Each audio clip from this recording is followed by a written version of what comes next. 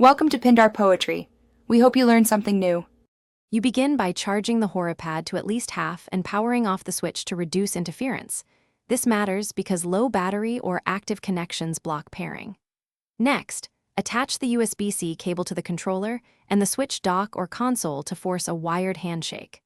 Once done, press and hold the pairing button on the Horipad until LEDs flash. That puts the pad into discoverable mode so the switch can see it during the next step. You now navigate the switch menu, go to System Settings, then Controllers and Sensors, and choose Change Grip/Order. That opens the detection window. If you used USB-C, the switch should detect a wired controller immediately, otherwise select the Horipad from the Bluetooth list. Press any button to register the controller as active. Then, make sure inputs register in the preview if the switch asks for button mapping. Follow on-screen prompts so your grips and face buttons match expected controls. You finish by testing inputs in a game or the switch controller test screen. Verify gyro, rumble, and button mapping work as expected.